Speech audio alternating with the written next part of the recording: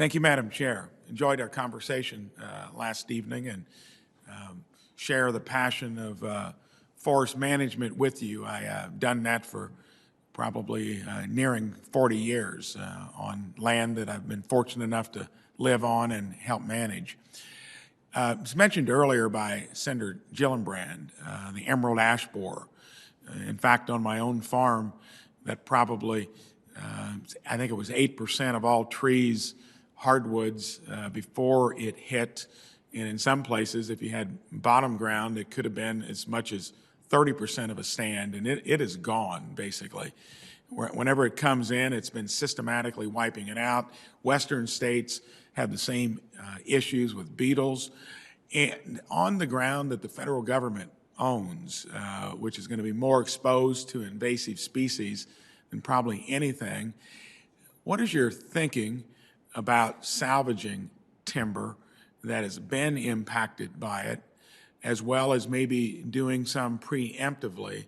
So in the vast expanse of especially western forests, that you don't even add more tinder to the tinder box. And I know that's been a real delicate conversation in our Hoosier National Forest, which is going to be very, very small. About I think maybe in our state, our presence of the National Forest System, they've been very kind of reluctant to manage in a way that I think would be better in terms of making sure you don't have a fire that's going to be fueled by poor management practices, and tie in invasive species as well. Yeah.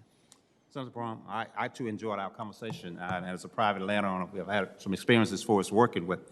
You asked a couple questions there, and I guess from the standpoint of land management is something that's going to be required, period. And I think when we do good land management, then you reduce the fuel load that's actually there. Now, as far as the forestry issue, I want to actually sit down, and we're going to follow the science on that. There's a lot of things that's out there, and you have to look at it and see what's happening based on those circumstances.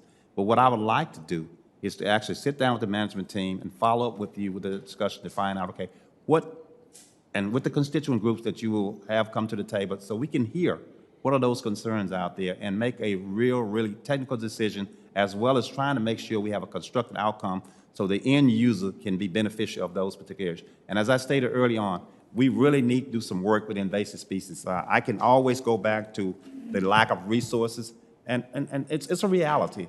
We have people fighting fires so much until maybe we have not been as intense as far as land management and working on some of those other concerns that we have out there, particularly in the area of invasive species.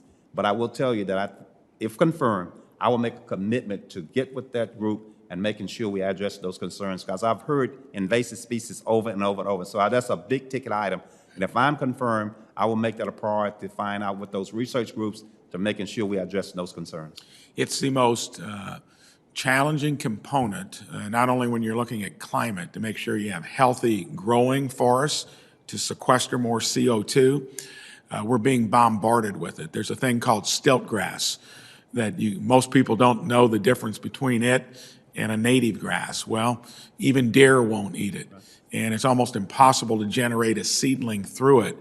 And it makes, like the emerald ash borer, look simple in terms of how we're going to fight it. And a lot of this stuff came over to where we weren't even aware of it. And then we've kind of created some of our own issues by importing invasive species, exotics, through nurseries. So it's a big challenge. So I'm hoping that where the Forestry Service, in my observation, has not probably put in that science that you're talking about, is maybe had a little bit of an attitude that let nature take its course, which, that's not working currently, especially places in the West. And I think going in and having a plan, being ahead of the beetles before they turn woods into a inferno, that it's got to be proactive there, and it's going to get worse rather than better. So I'm going to stick with that point of being proactive on management and keeping a real careful eye out for stuff that doesn't grow here naturally and that devastates the silviculture. Enjoyed our conversation last night and look forward to continuing it down the road. Thank you, Senator. Duly noted, your comments there, and I will assure you that after we have some discussion, I'll get back with you, and I would like to follow up on that discussion. Appreciate that.